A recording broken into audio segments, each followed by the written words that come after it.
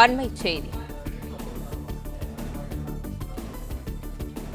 மக்கள் தொகை அடிப்படையில் தொகுதி மறுசீரமைப்புக்கு எதிர்ப்பு கூட்டு நடவடிக்கை குழு கூட்டத்திற்கு முதலமைச்சர் மு.க.ஸ்டாலின் வருகை தந்துள்ளார்.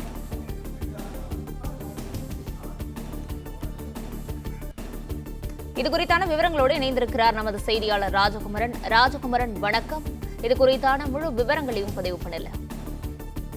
மக்கள் தொகை அடிப்படையில் மக்களவை தொகுதிகளை மறுசீரமைப்பு செய்யக்கூடாது என்று வலியுறுத்தி தமிழ்நாடு அரசு சார்பில் நடைபெறக்கூடிய இந்த கூட்டு நடவடிக்கை குழு கூட்டத்தில் பங்கேற்பதற்காக முதலமைச்சர் மு.க.ஸ்டாலினுடைய அழைப்பை ஏற்று பல்வேறு மாநிலங்களை சார்ந்த முதலமைச்சர்கள், முக்கிய அரசியல் கட்சியினுடைய தலைவர்களும் இன்று சென்னை வந்திருக்கின்றார்கள். இன்னும் சற்று நேரத்தில் இந்த கூட்டு நடவடிக்கை குழு கூட்டம் தொடங்குகின்றது. மக்களவை தொகுதிகளை மறுசீரமைப்பு செய்யும் பொழுது மக்கள் தொகை அடிப்படையில் மறுசீரமைப்பு செய்தால் அதன் காரணமாக தென் மாநிலங்கள் மிகப்பெரிய பாதிப்பை சந்திக்கும் என்பதை தமிழ்நாடு முதலமைச்சர் திமுக தலைவர் மு.க.ஸ்டாலின் அவர்கள் முன்வைத்தார். அதன் தொடர்ச்சியாக அண்மையில் சென்னையிலே தமிழ்நாட்டினுடைய அனைத்து கட்சி கூட்டம் நடைபெற்றது. 50க்கும் கூடுதலான அரசியல் கட்சிகளுக்கு அழைப்பு விடுக்கப்பட்டு நடைபெற்ற அந்த கூட்டத்திலே ஒருமனதாக ஒரு தீர்மானம் நிறைவேற்றப்பட்டது. அந்த தீர்மானத்தின் அடிப்படையில் அதில் பங்கேற்றிருந்த அதிமுக உள்ளிட்ட கட்சிகளை சார்ந்தவர்கள் இந்த நடவடிக்கை என்பது தமிழ்நாட்டோடு சுருங்கி விடாமல் பிற மாநிலங்களை சார்ந்து நம்மை போன்று யாரெல்லாம் இந்த வகையான மறுசீரமைப்பால் பாதிக்கப்படுவார்களோ அந்த மாநிலங்களை எல்லாம் ஒருங்கமைவு செய்து அதன் தொடர்ச்சியாக இந்த போராட்டத்தை நடத்தலாம் என்று தெரிவித்திருந்த கருத்துக்களின் அடிப்படையில் தீர்மானம் நிறைவேற்றப்பட்டிருந்தது. கூட்டு நடவடிக்கை குழு என்பது உருவாக்கப்பட்டு தமிழ்நாட்டை போன்று மக்கள் தொகை அடிப்படையில் தொகுதிகளை மறுசீரமைப்பு செய்தால் பாதிக்கப்படக்கூடிய கேரளா, கர்நாடகா, தெலுங்கானா, ஆந்திரா, ஒடிசா, மம்தா பானர்ஜி ஆளக்கூடிய அந்த மேற்கு வங்க மாநிலம், பஞ்சாப் மாநிலம் என்று 7 மாநிலங்களை சார்ந்த முதலமைச்சர்கள், முக்கிய அரசியல் கட்சியினுடைய தலைவர்களுக்கு தமிழக முதலமைச்சர் அழைப்பு விடுத்து கடிதம் எழுதியிருந்தார். அந்த அழைப்பு கடிதத்தை தமிழ்நாட்டினுடைய அமைச்சர்கள், நாடாளுமன்ற உறுப்பினர்கள் நேரில் சென்று கேரளத்தினுடைய முதலமைச்சர் உட்பட 7 மாநிலங்களுடைய தலைவர்களுக்கும் வழங்கியிருந்தார்கள், அழைப்பு விடுத்திருந்தார்கள். மக்களவை தொகுதிகளை மறுசீரமைப்பு செய்யும் பொழுது மக்கள் தொகையை காரணியாக கொள்ளக்கூடாது. அது மட்டுமல்லாமல் மக்களவை தொகுதிகளை மறுசீரமைப்பு செய்வது தொடர்பாக இதுவரை மத்திய அரசு எந்த ஒரு உறுதியான கருத்துக்களையும் கூறவில்லை என்று தமிழ்நாடு முதலமைச்சர் தன்னுடைய கடிதத்திலே குறிப்பிட்டிருந்தார். மக்களவை தொகுதிகளை மறுசீரமைப்பு செய்ய மாட்டோம் என்ற கருத்தை நாடாளுமன்றத்தில் பேச மாட்டேன் என்கின்றார்கள். அதற்கு வெளியில் தான் நடைபெறக்கூடிய அரசியல் நிகழ்ச்சிகளில், பொது விழா மேடைகளில் மட்டுமே தொகுதிகளை நாங்கள் மறுசீரமைப்பு செய்ய மாட்டோம், மக்கள் தொகை எண்ணிக்கை அடிப்படையிலே மறுசீரமைப்பு என்பது பொய்யான தகவல் என்று சொல்லுகின்றார்களே தவிர நாடாளுமன்றத்திற்குள்ளாக எந்த வகை உறுதிப்பாட்டையும் அவர்கள் சொல்லவில்லை. பாஜக சொல்லுவதையே செய்யாமல் ஏமாற்றுகின்றார்கள். அப்படி இருக்கும் பொழுது நாடாளுமன்றத்தில் ஒரு குறைந்தபட்ச உறுதிப்பாட்டை கூட பெறாமல் எந்த அடிப்படையில் நாம் இருக்க முடியும் என்று குறிப்பிட்டு தமிழ்நாடு முதலமைச்சர் அந்த கடிதங்களை எழுதி பல்வேறு முதலமைச்சர்களுக்கும், முக்கிய அரசியல் கட்சியினுடைய தலைவர்களுக்கும் வழங்கியிருந்ததன் அடிப்படையில் தெலுங்கானாவினுடைய முதலமைச்சர் ரேவந்த் ரெட்டி இன்று வருகை தந்திருக்கின்றார்.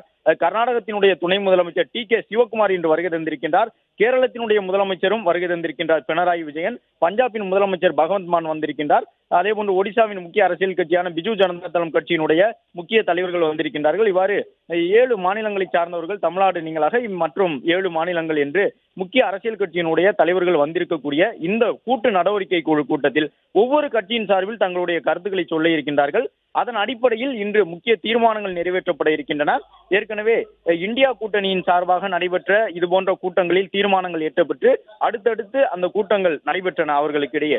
அதேபோன்று இந்த கூட்டு நடவடிக்கை குழு கூட்டத்திலும் ஒவ்வொரு கட்சியிலிருந்தும் இந்த கூட்டு நடவடிக்கை குழுவில் அங்கம் பெறக்கூடிய வகையிலே ஒரு பிரதிநிதியை வழங்க வேண்டும் என்று வலியுறுத்த இருக்கின்றார்கள். தற்பொழுது முதலமைச்சர் அங்கு வந்திருக்கக்கூடிய கர்நாடகத்தினுடைய துணை முதலமைச்சர் டி.கே. சிவகுமாருக்கு வரவேற்பு தெரிவிக்கக்கூடிய காட்சிகளை பார்க்கின்றோம்.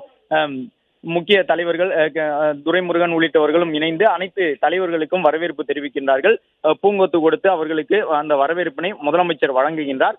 அவர்களுடைய இருக்கைகளில் முதலமைச்சர் அமர வைக்க இருக்கின்றார். அதன் தொடர்ச்சியாக முதலமைச்சர் ஒரு வரவேற்பு உரை நிகழ்த்துவார். அதன் பிறகு வரவேற்பு உரை நிகழ்த்தி முடித்த பிறகு ஒவ்வொரு தலைவர்களும் தங்களுடைய கருத்துக்களை சொல்ல இருக்கின்றார்கள்.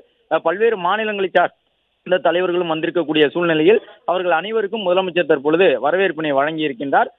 அவர்களுடைய தாய்மொழியிலேயே அவர்கள் அமரக்கூடிய அந்த இடத்தில் பெயர் பலகை வைக்கப்பட்டிருக்கின்றது. ஆங்கிலத்திலும் அவர்களுடைய தாய்மொழியிலும். உதாரணத்திற்கு கர்நாடகத்திலிருந்து வந்திருக்கக்கூடிய தலைவர்களுக்கு கன்னட மொழியிலே பெயர் பலகை வைக்கப்பட்டிருக்கின்றது. டி.கே. சிவகுமார் என்று ஆங்கிலத்திலும் கன்னடத்திலும். அதேபோன்று கேரளத்திலிருந்து வந்திருக்கக்கூடியவர்களுக்கு மலையாளத்தில், ஒடிசாவிலிருந்து வந்திருக்கக்கூடிய தலைவர்களுக்கு ஒடிய மொழியிலே, ஆந்திரா மற்றும் தெலுங்கானாவிலிருந்து வந்திருக்கக்கூடியவர்களுக்கு தெலுங்கு என்று குறிப்பிட்டு அந்த பெயர் பலகை எல்லாம் வைக்கப்பட்டிருக்கின்றது. தற்போது முதலமைச்சர் அங்கு வந்திருக்கக்கூடிய தலைவர்களுக்கு வரவேற்பு வழங்கி இருக்கின்றார். முதலமைச்சர் அவர்களை வரவேற்று உள்ளே சென்று அந்த அரங்கத்தில் நடைபெறக்கூடிய கிண்டியினுடைய தனியார் நட்சத்திர மாளிகையில் நடைபெறக்கூடிய கூட்டு நடவடிக்கை குழு கூட்டத்தில் அனைத்து தலைவர்களையும் வரவேற்று உள்ளே முதலமைச்சர் உட்பட திமுகவின் மூத்த தலைவர்கள் துரைமுருகன், கனிமொழி உள்ளிட்டவர்கள் இணைந்து வரவேற்று செல்லக்கூடிய அந்த காட்சிகளை பார்க்கின்றோம். தமிழ்நாட்டோடு சேர்த்து 8 மாநிலங்களுடைய பிரதிநிதிகள் அடங்கிய இந்த கூட்டு நடவடிக்கை குழுவின் முதல் கூட்டம் இன்று நடைபெறுகின்றது.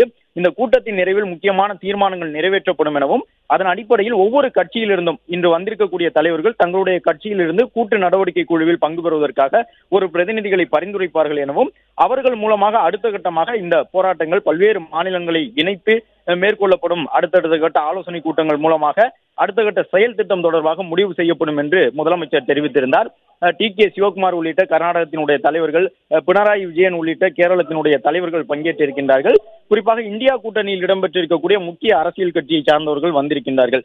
இந்த அழைப்பு விடுக்கப்பட்ட அந்த கடிதத்திலே முதலமைச்சர் கூறியிருந்த தகவல் என்னவென்றால், தமிழ்நாட்டை போன்று இந்த மக்களவை தொகுதி மறுசீரமைப்பால் பாதிக்கப்படக்கூடிய மாநிலங்களாக கிழக்கு மாநிலங்களை குறிப்பிட்டு மேற்கு வங்கம் மற்றும் ஒடிசாவை முதலமைச்சர் குறிப்பிட்டிருந்தார். அதே போன்று மேற்கு பகுதியிலே பஞ்சாபை குறிப்பிட்டிருந்தார். மற்றும் தென் மாநிலங்களான ஆந்திரா, தெலுங்கானா, கேரளா, கர்நாடகா உள்ளிட்ட மாநிலங்களையும் இணைத்து அந்த கடிதத்தை முதலமைச்சர் எழுதியிருந்தார்.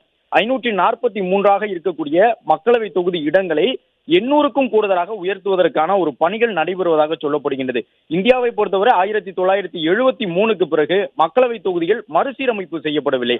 அதன் தொடர்ச்சியாக இந்த 2009 காலகட்டத்தில் ஒரு சில தொகுதிகள் மறுவரையறை செய்யப்பட்டாலும் கூட அந்த எண்ணிக்கை உயர்த்தப்படவில்லை. 543 என்பது 543ஆகவே 1973 முதல் இருந்து வருகின்றது.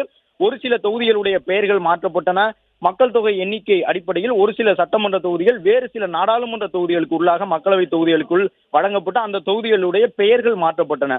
இவ்வாறு தமிழ்நாடு உட்பட பல்வேறு மாநிலங்களிலும் சட்டமன்ற தொகுதிகளை நாடாளுமன்ற தொகுதிகளுக்குள் பரிமாறிக்கொண்டார்களே தவிர 543 என்ற மொத்த எண்ணிக்கையோ அல்லது ஒவ்வொரு மாநிலத்திற்குமான தமிழ்நாட்டிற்கான 39, புதுச்சேரிக்கான 1 என்பது உட்பட அந்த தொகுதிகளுடைய ஒட்டுமொத்த எண்ணிக்கையில் எந்த மாற்றமும் ஏற்படுத்தப்படவில்லை.